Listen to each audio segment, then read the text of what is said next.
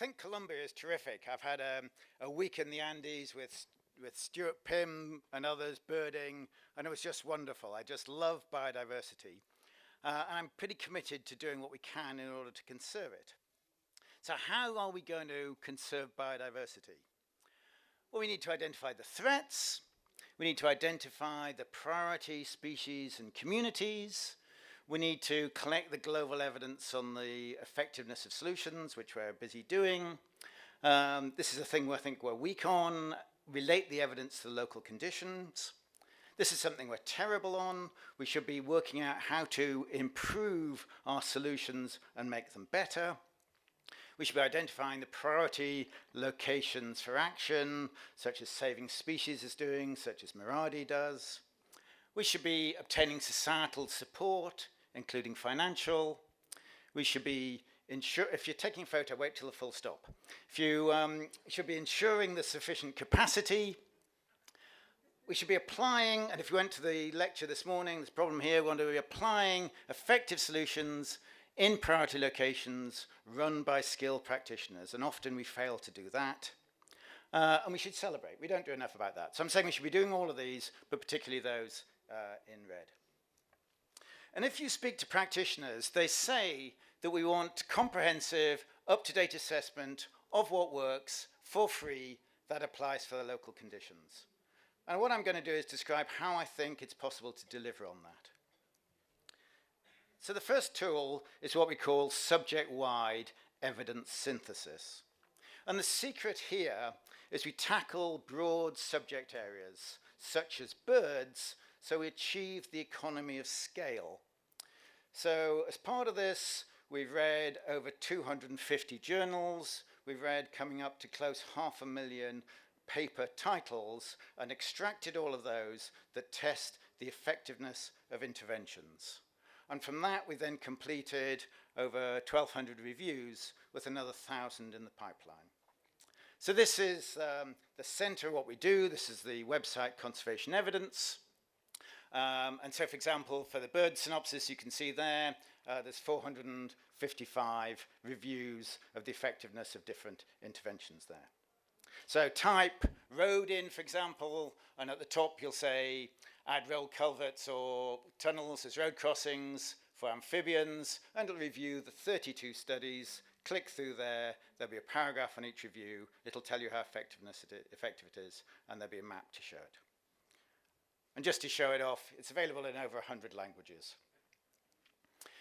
But the problem is we can produce that global information, but it isn't what you want. You want to know, what is it that works for me in my location? And that is the real challenge.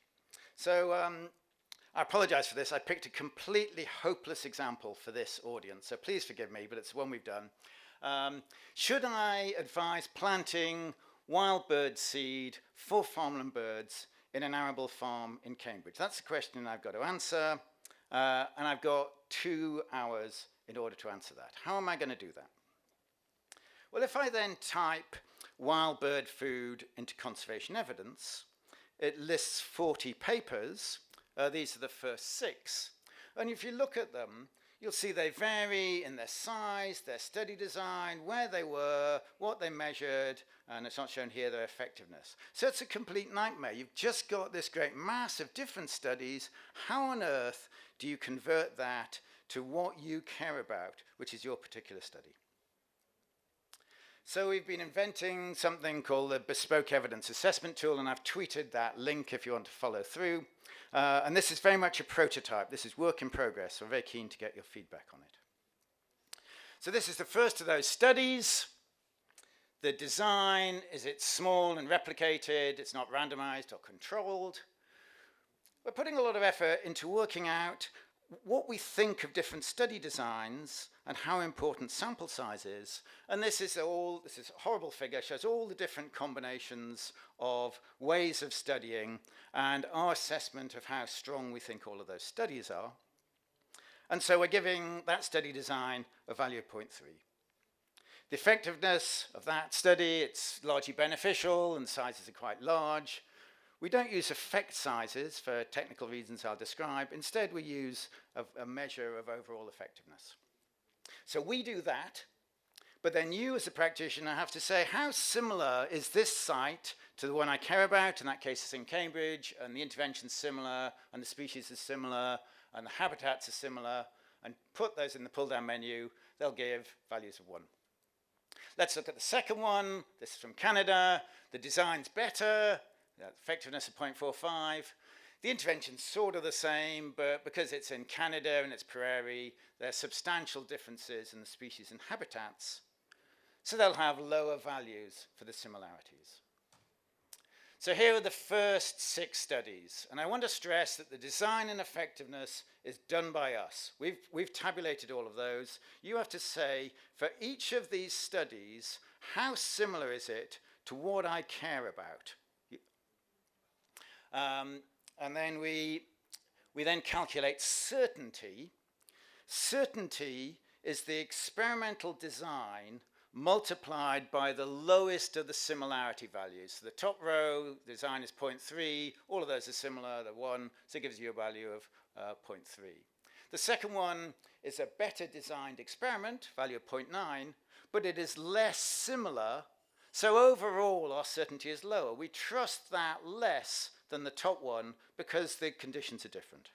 And you do that with all of those, and then you add that up to give you your overall certainty. You then work out the proportion of the certainty that belongs to each study. So one of them has a value in the middle of 0.43. 43% of the certainty is that study. It's well designed and it's very similar. The one above it, only 2% of the total certainty comes from that study because it's not very well designed and it's very different. So you're just working out your weightings for the different studies. And then you multiply those weightings by the effectiveness to give you the weighted effectiveness of each of those studies.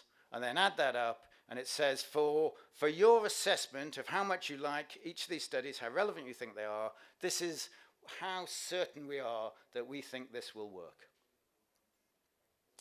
And then this is done automatically on the tool, but we say the effectiveness is about 0.6 in that example, the certainty is about 0.2, so that'd be classified as likely to be effective. So you can take the global evidence, relate it to your particular situation, and say how effective you think it is likely to be. So how can we use that? First way you can obviously use that is you can say, for my nature reserve or my particular issue, how can I relate the global evidence to tell me which interventions will work? The second thing we could do is we could do this by a topic. So Natural England has volunteered to go through and say, when we do this, say how similar, how relevant they think all of these studies are to England. So they can have a review of the literature weighted for England. And we could do it for Colombia, and we could do it for very different countries, and obviously it would give you different assessments as to what's effective according to the similarity of the evidence to those particular situations. It also means you could do it for particular topics. So if you really care about salamanders, you could weight the evidence just according to how similar it is to salamanders and get a salamander global synopsis. And then finally, we can do a global analysis of the effectiveness by putting in how similar is each study for global.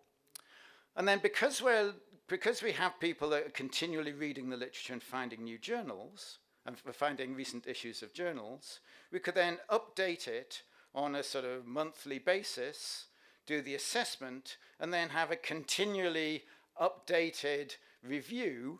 So Gwen suggests the idea of dynamic reviews as a term, so we can have reviews that are up to date rather than the normal problem that reviews are massively out of date. So how can we do this? We've got a team, global team, many of us based in Cambridge, but collaborators around the world, who are committed to pulling together the evidence to show what's effective.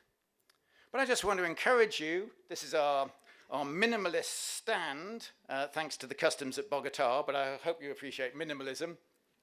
Come and see us.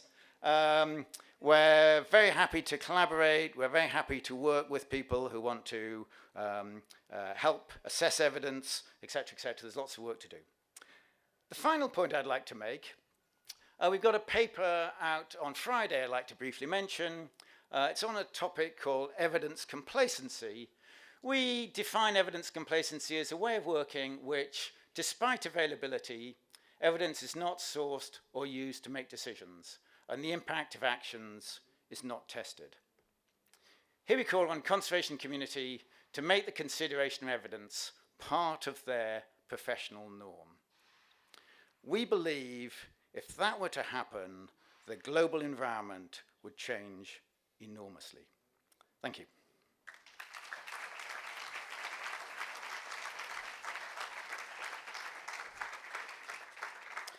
Thank you, William. We are still running late, so we're going to be moving on to our next talk. So our next speaker is Yara Locker from the Smithsonian Conservation